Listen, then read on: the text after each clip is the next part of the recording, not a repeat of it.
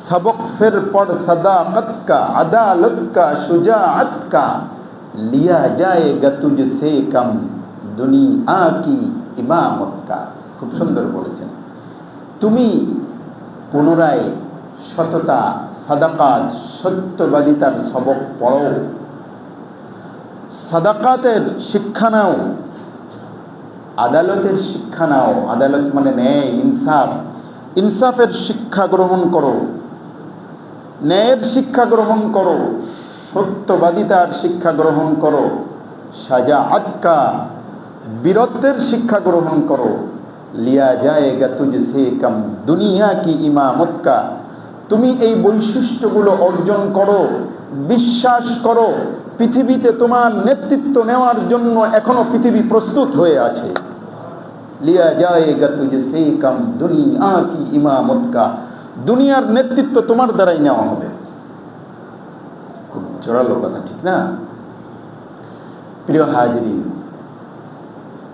যে জাতির মধ্যে শিক্ষা নাই, যে জাতি মূর্খ, সেই জাতি তো এক অন্ধকারের মধ্যে নিমজ্জিত।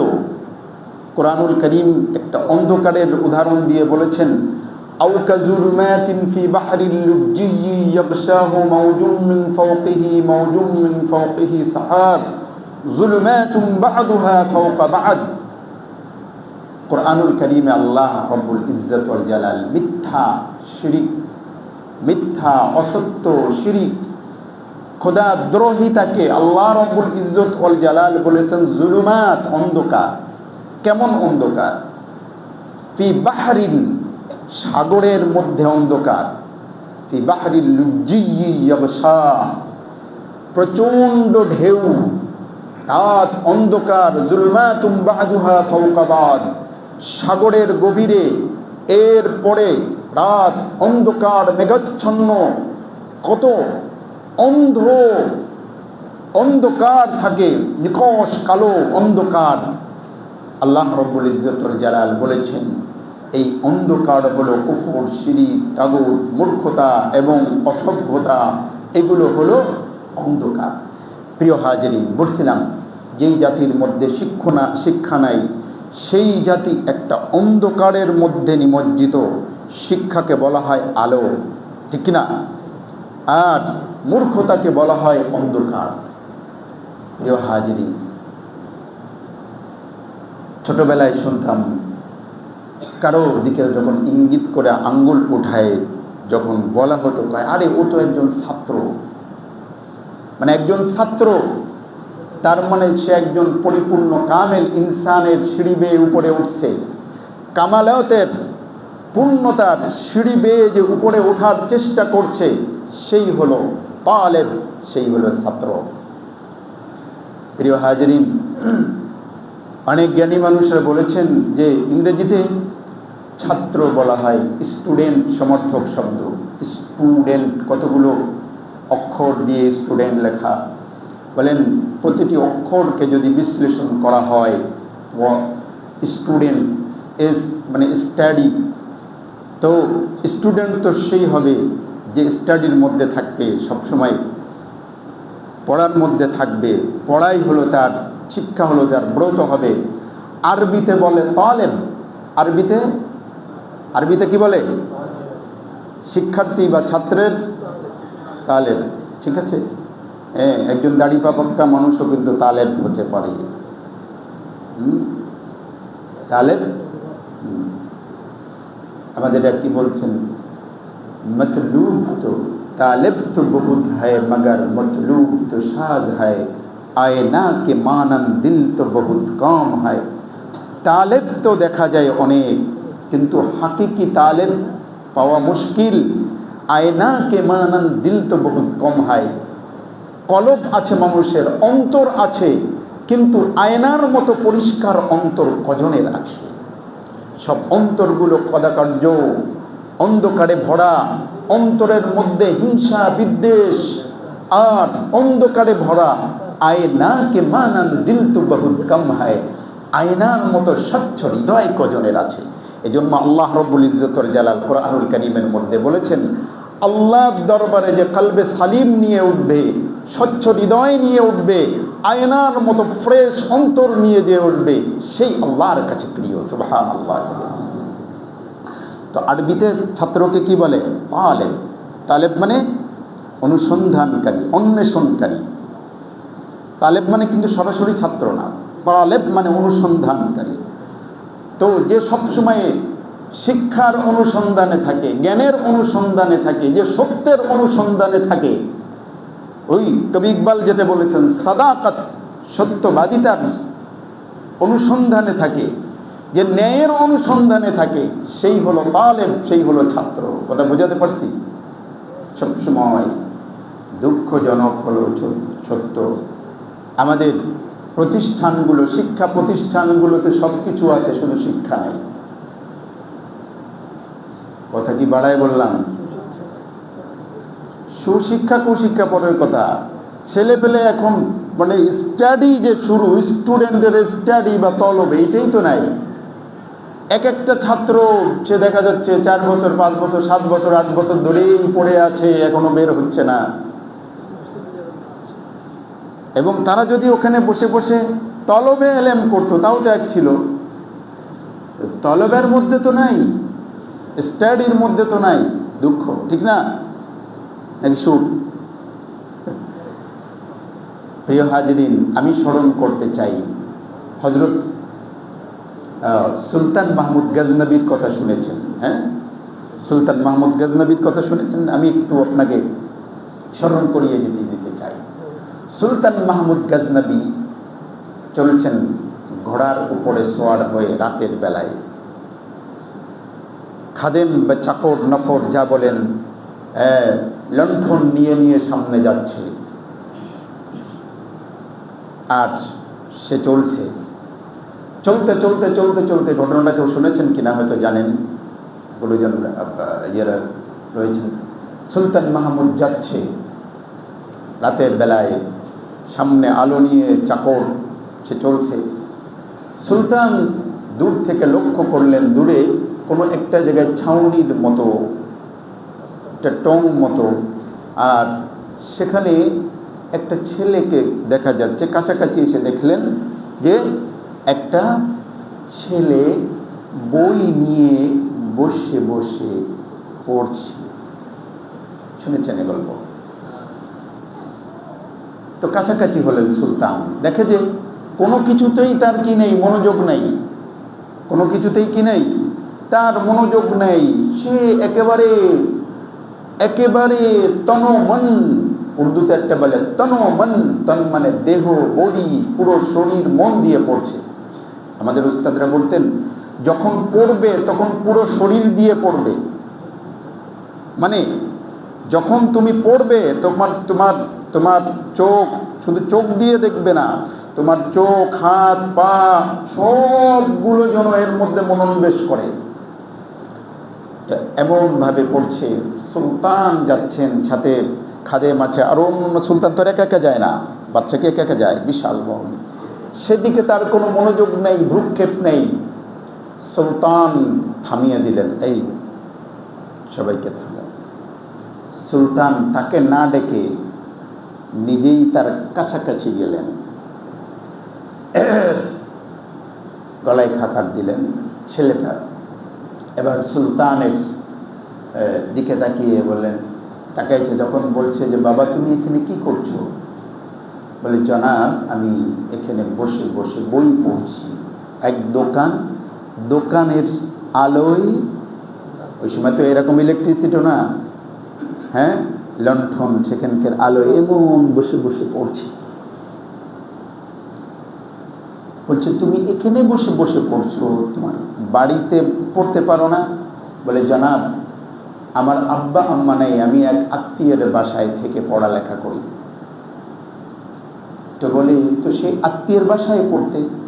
বলে জনাব আত্মীয়র বাসা বলে কথা, ওনারা খুব সন্ধ্যায় সন্ধ্যায় ঘুমিয়ে পড়েন, খুব আলদি তারা ঘুমিয়ে পড়েন। আমি চাই না আমার কারণে তাদের কষ্ট হোক। সুবহানাল্লাহ। তাই এই দোকানের আলোয় কি পড়ি। আচ্ছা,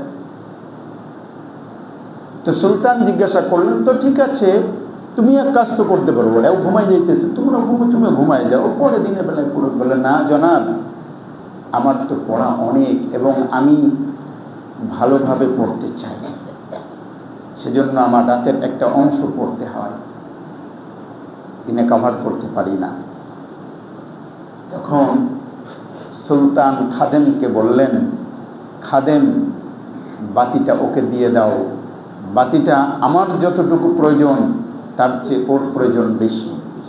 সুবহানাল্লাহ।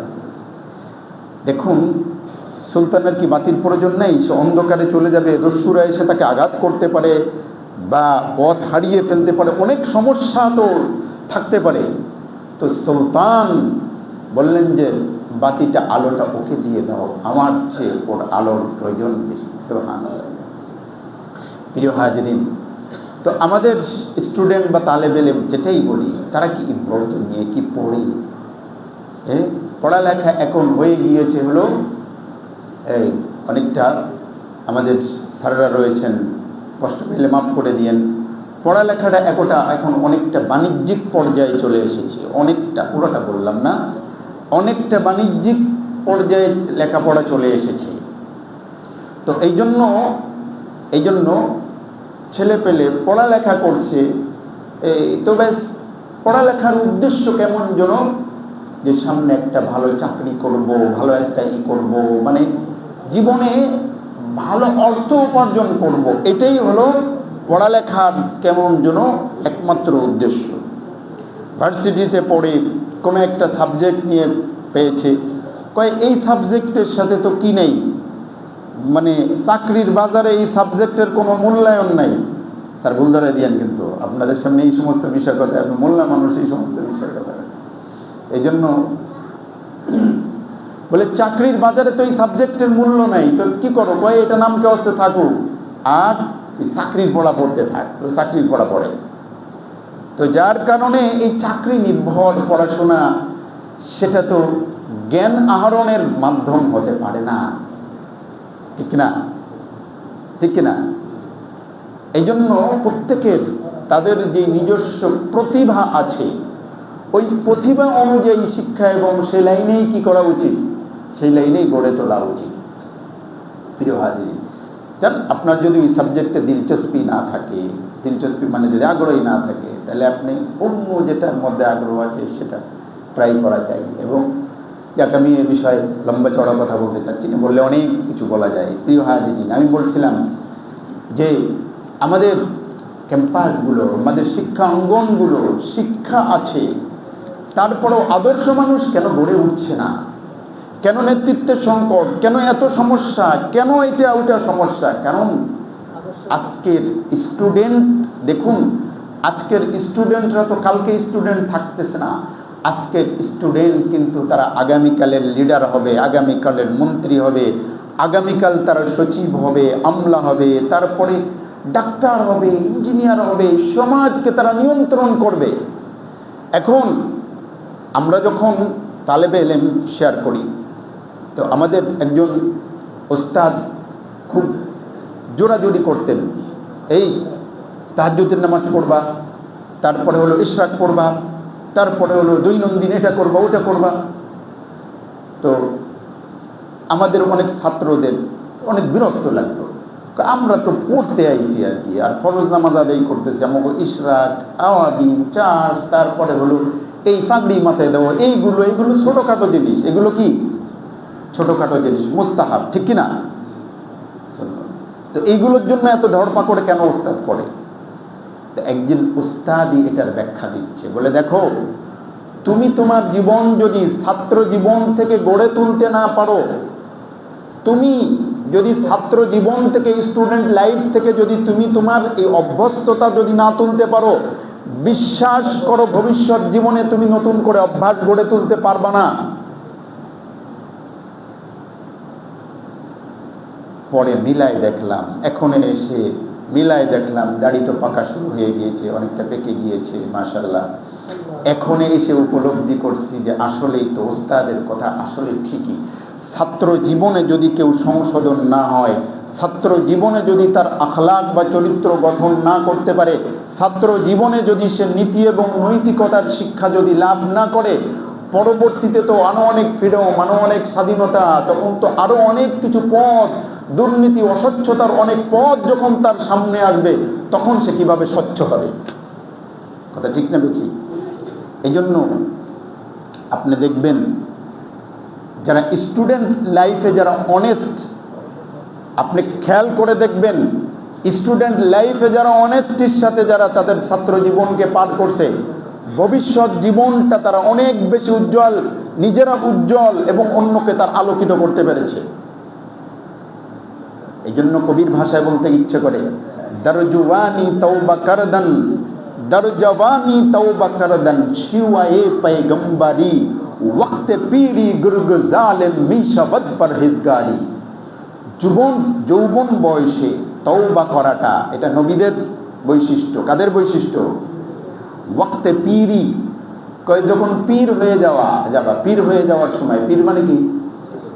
পীর মানে বুড়ো, বৃদ্ধ। ওয়াক্তে পীরি, যখন পীরের বয়স হয়ে যাবে, তার মানে হলো কি? বৃদ্ধ বয়স হলো।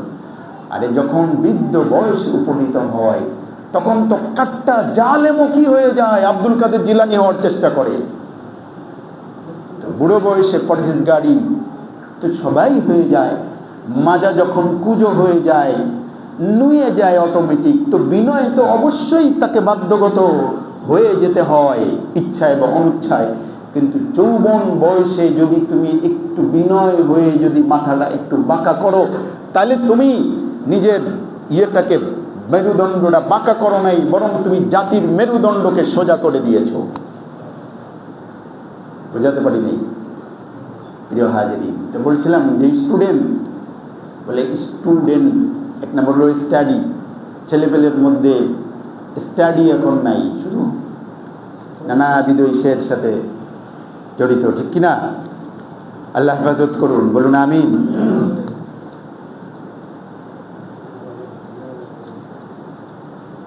টি বলেন, স্টুডেন্টের যে টি আছে, বলে টি দিয়ে হলো ট্রুথফুলনেস। এটা আপনারা জানেন আর কি, তারপরেও ছাত্ররা আছে তো বোঝাকাটা করি, আলোচনা করতে। সত্যবাদিতা। একজন তালেবে ইলম, ছাত্র, তার মধ্যে সত্যবাদিতা থাকা উচিত। আমাদের বড়রা বলতেন, তোমার সন্তানকে 3টে জিনিসের শিক্ষা দাও। কয়টা জিনিসের শিক্ষা দাও? 3টে জিনিসের শিক্ষা দাও। তোমার ছাত্রকে 3টে বিষয়ের শিক্ষা দাও। 1 নম্বর হলো তাকে সত্য কথা বলতে শিখাবে, যাই করুক না কেন যেন মিথ্যা কথা না বলে। বলে 7 খুন করে ফেলছো তবু মিথ্যা কথা বলবা না, এভাবে গড়ে তোলো। আর একটা হলো তোমার সন্তানকে নামাজের শিক্ষা দাও। আর 3 নম্বর হলো তোমার সন্তানকে সময় কাটানোর, অর্থাৎ সময় কিভাবে ব্যবহার করবে এই শিক্ষা দাও। দেখবে তার জীবন শৃঙ্খলিত হয়ে যাবে। সত্য কথার শিক্ষা দেওয়া, নামাজের শিক্ষা দেওয়া, আর কি? সময়ের যথাযথ ব্যবহার। আমরা শুনেছি, ছোটবেলায় পড়েছি, শেখ আব্দুল কাদের জিলানী রহমতুল্লাহি আলাইহি যখন শিক্ষার জন্য ঘর থেকে বের হয়ে গিয়েছেন, তো ওনার আম্মা যাওয়ার সময়, এই গল্পটা পড়েছেন না অনেকেই? আগে কিন্তু বাংলা বইয়ের মধ্যেই ছিল। কত সুন্দর সুন্দর যে গল্প ছিল আমাদের বাংলা বইয়ে। আমাদের সময়ে, আমি 80-র দশকে প্রাইমারিতে পড়েছি, শেষের দিকে গিয়ে, তো ওই সময় পর্যন্ত সুন্দর ছিল। এখন কি নিয়ে আমি জানি না, এই সমস্ত কি এখন ছেড়া বেড়া করে ফেলছে। তো আব্দুল কাদের জিলানী রহমতুল্লাহি আলাইহি মা জামার মধ্যে ভাঁজ করে স্বর্ণ মুদ্রা দিয়ে দিয়েছিলেন, যে বাবা যাচ্ছ, প্রতিষ্ঠানে যাচ্ছ, সেখানে খরচ করো। রাস্তায় ডাকাতের দলরা ধরেছে পুরো কাফেলাকে। তো কাফেলার লোকজনকে ধরছে, এই তোর কাছে গিয়ে, আমার কাছে কিচ্ছু নেই, মাইলে ধরে এটা সব তো টাকা ধরে। যখন ওই বালকের কাছে গিয়েছে, তোমার কাছে কি আছে? ওর কাছে আর কি থাকবে? ও যদি কইতো আমার কাছে কিচ্ছু নেই, ডাকাতরা কিন্তু ছেড়ে দিত। বলছে আমার কাছে 40টি স্বর্ণ মুদ্রা আছে, মেবি এরকম। বলে কোথায় আছে? বলে এই যে আমার আম্মা আসার সময় সেলাই করে এর মধ্যেই করে দিয়ে। ডাকাতরা আশ্চর্য হলো, তখন বলছে তোমার কাছে আছে, তুমি না করলেও তো পারতা, এমন জায়গায় আছে লুকানো, তো আমরা, আর তুমি ছোট মানুষ। বলছে আমার মা ঘর থেকে বের হওয়ার সময় বলে দিয়েছে, বাবা মিথ্যা কথা বলবি না, কখনো সত্য কথা বলবি না। ডাকাতদের কলিজা বা অন্তর নড়ে গেল, আত্মা কেঁপে গেল। এতটুক ছোট্ট ছেলে তার মায়ের কাছ থেকে সত্য কথা বলে শিখেছে, তা আমরা এই ডাকাতি করছি, ডাকাতি, এই অন্যায় কাজ করছি। তখন বলল যে বাবা আজ থেকে আমরা সবাই তওবা করলাম, এই মিথ্যার পথ ছেড়ে দিলাম, অন্যায়ের পথ ছেড়ে দিলাম। তুমি আমাদের চোখ খুলে দিলে যে আসলে ন্যায়ের পথ, সত্যের পথই হলো শ্রেষ্ঠ পথ। তো প্রিয় হাজিরিন, তো আমরা আমাদের সন্তানদেরকে, আমাদের স্টুডেন্টদেরকে এটা শিক্ষা দেওয়া উচিত যে তারা যেন কি হয়, সত্যবাদী হয়। হ্যাঁ, আমরা জানি। তারপরে স্টুডেন্ট 3 নম্বর অক্ষরটা হলো ইউনিটি, একতা, ঐক্য, তাই না? একটা ছাত্র সমাজ যদি অন্যায়ের বিরুদ্ধে ঐক্য হয়ে যায়, দুর্নীতির বিরুদ্ধে যদি ঐক্য হয়, যদি মিথ্যার বিরুদ্ধে যদি এক হয়ে যায়, যদি মদ এবং মাদকতার বিরুদ্ধে যদি এক হয়ে যায়, যদি অশ্লীলতার বিরুদ্ধে যদি এক হয়ে যায়, যদি তারা ইফটিজিংয়ের বিরুদ্ধে এক হয়ে যায় ছাত্র সমাজ, বিশ্বাস করুন কারো হিম্মত নেই অন্যায় করার। কথা ঠিক না বেটি? স্টুডেন্টের একটা হলো ডিসিপ্লিন, শৃঙ্খলিত জীবন। স্টুডেন্টদের জীবন বিশৃঙ্খলা, উশৃঙ্খলা জীবন হতে পারে না। তাদের জীবনটা একেবারে 24 ঘন্টার শৃঙ্খলিত জীবন হওয়া উচিত। আল্লাহ কবুল করুন, তাই না? এরপরে ইতে লিখেছে, এটাই আপনারা জানেন, ইকোনমি, মিতব্যয়িতা। দেখুন আরবিতে একটা কথা রয়েছে, আল ইকতিসাদু মিনাদ্দিন। আল ইকতিসাদ মানে আরবিতে মিতব্যয়িতা, অর্থনীতিকে বোঝায়। তো আল্লাহ নবী সাল্লাল্লাহু আলাইহি ওয়াসাল্লাম বলেছেন আল ইকতিসাদু মিনাদ্দিন, মিতব্যয়িতা কিন্তু দিনের অংশ।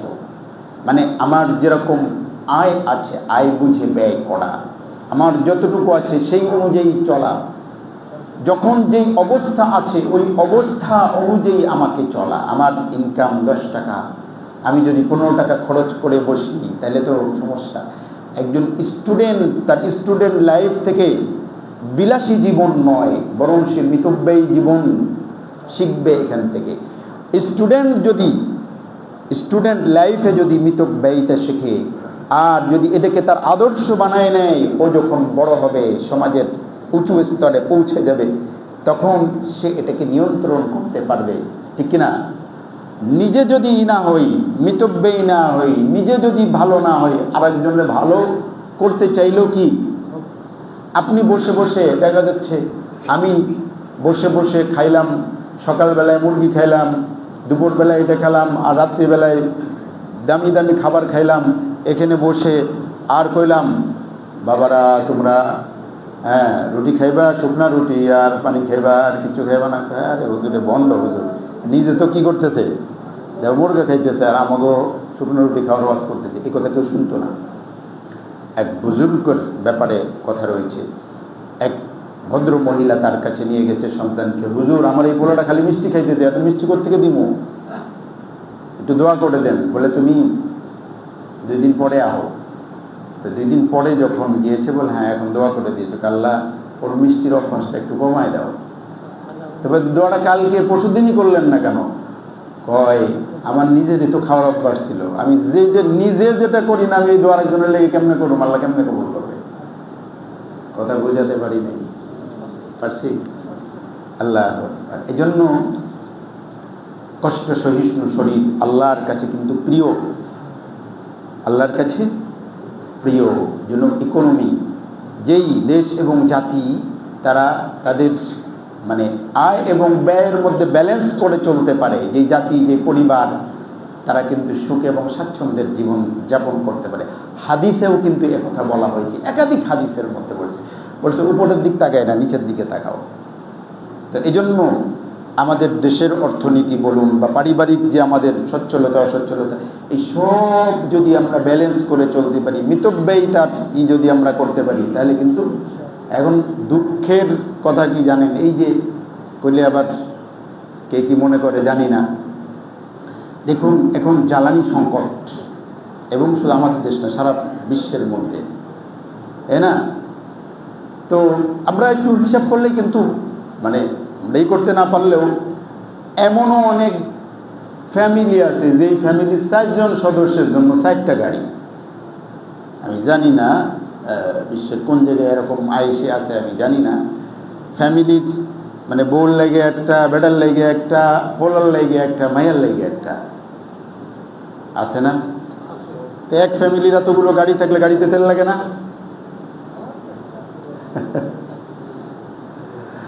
যাই হোক, কথা খারাপ লাগতেছে যাদের, এই তাদের একটু খারাপ লাগবে, আমাদের খারাপ লাগবে না, আমরা পাবলিক ট্রান্সপোর্টে যাওয়া আসা করি আলহামদুলিল্লাহ।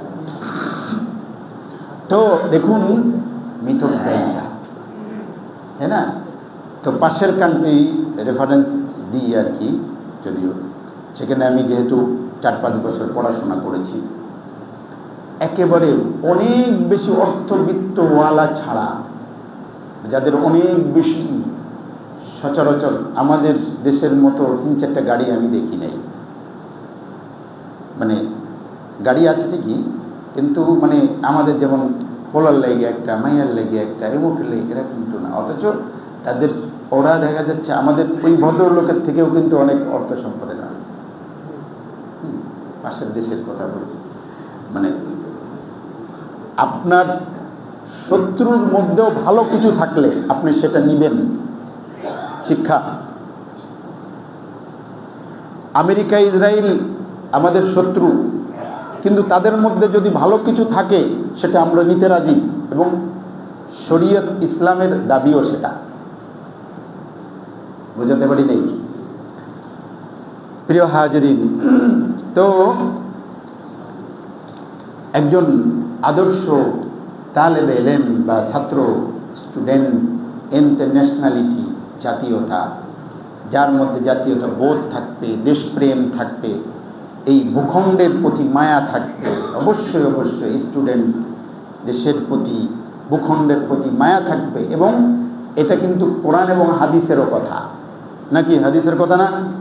আল্লাহ নবী সাল্লাল্লাহু আলাইহি ওয়াসাল্লাম সব থেকে বড় দৃষ্টান্ত। আর আল্লাহ নবী যখন মক্কা থেকে মদিনায় যাচ্ছিলেন, স্পষ্ট হাদিসের মধ্যে আসছে, বারবার মক্কার দিকে তাকিয়ে তাকিয়ে বলছিলেন যে, হে মক্কা, হে মক্কা, যদি আমাকে ওরা বের না করে দিত আমি বের হতাম না। তুমি আমার কাছে অনেক বড়ই প্রিয়, তুমি আমার কাছে অনেক প্রিয়, তুমি আমার কাছে অনেক প্রিয়। তো দেশপ্রেম, জাতীয়তা, দেশপ্রেম, এটা কিন্তু ইসলাম বা শরিয়তেরই অংশ, শরিয়তের বাহিরে নয়। প্রিয় হাজরিন, তো আসুন আমরা আমাদের ছাত্র, আমাদের স্টুডেন্ট যারা, তাদের কাছে আমাদের আবেদন থাকবে যে ন্যায়, নীতি, ইনসাফ এইগুলো অর্জন করা জরুরি। সবাই কিন্তু বড় গবেষক হবে না, হবে? সবাই কিন্তু বড় ডাক্তার হবে না, ইঞ্জিনিয়ার হবে না, কিন্তু ছাত্র সবাই, এবং সবার মধ্যে বেসিক যে জিনিসগুলো থাকা উচিত, ব্যারিস্টার হোক, ইঞ্জিনিয়ার হোক, ডাক্তার হোক বা মুফতি হোক, আলেম হোক, যে লাইনেই হোক না কেন, একজন আলেম তার জায়গায় সে শিক্ষিত। কিন্তু মজার বিষয় হলো কি জানেন, প্রত্যেকেই অতটুকুই জানে, কতটুকুই, এক সাগর পানির মধ্য থেকে এক ফোঁটা, প্রত্যেকের ইলম অতটুকু। আমি আমার জায়গায় অতটুকু না। কথার কথা, আমি জানি না, আমি কি জানি না, আমি সায়েন্স জানি না, আমি টেকনোলজি জানি না, আমি অনেক কিছু জানি না। হ্যাঁ, শরীয়তের কিছু বিষয় আমি জানি, দাবি করতে পারি। আপনার কাছে অন্য আরেকটা বিষয়ের জ্ঞান আছে, ইলম আছে, কিন্তু আপনি ফিকহ সম্পর্কে অবগত নন, তাফসীর সম্পর্কে অবগত নন, অনেক কিছু অবগত নন। তাহলে আপনার কাছে যতটুকু পুঁজি আছে অতটাও সামান্য, আর আমার কাছে যতটুকু আছে এটাও কিন্তু যত সামান্য। এই সামান্য ফোঁটা ফোঁটা ফোঁটা ফোঁটা নিয়েই সমাজের মধ্যে আপনার এক ফোঁটা আমার এক ফোঁটা, এই এক ফোঁটা ফোঁটা ফোঁটা নিয়েই কিন্তু আমাদেরকে চলতে হয়। এই জন্য শুনেছিলাম যে একজন বিদেশের আমাদের যে এখন ম্যাট্রিক পরীক্ষা চলতেছে না, ম্যাট্রিক পরীক্ষার আগে অনেক অভিভাবকরা দোয়া চায়, হ্যাঁ দোয়া চায়, তারপরে হলো তারা তাদের সন্তানদেরকে এই করে, অনেক বেশি করে, সন্তানদের সাথে সাথে মা বাবাও জেগে থাকে, তাদের নানা ধরনেরই করে। তো বাইরের একটা শিক্ষা প্রতিষ্ঠান পরীক্ষার আগে, এখন কেন্দ্রীয় পরীক্ষার আগে প্রিন্সিপাল চিঠি লিখছে ইয়েদের কাছে, অভিভাবকদের কাছে, বলে দেখেন এখানে যারা পরীক্ষায় অংশগ্রহণ করবে এই স্টুডেন্টরা, তাদের অনেকেই হয়তো ভবিষ্যতে অ্যাথলেট হবে, তো তাদের জন্য অঙ্ক শেখাও খুব বেশি জরুরি না, সাহিত্য শেখাও খুব বেশি জরুরি না, তাদের দরকার হলো শারীরিক ফিটনেস। আবার কেউ উদ্যোক্তা হবে, তো তার জন্য ও সাহিত্যেরও খুব বেশি দরকার নেই, ইতিহাসেরও খুব বেশি দরকার নেই। হ্যাঁ, সে তার মতো করে বোঝাইছে। একজন হয়তো ভবিষ্যতে মিউজিশিয়ান হবে, তাদের ভাষায় আর কি, আমি নকল করছি আর কি মাত্র।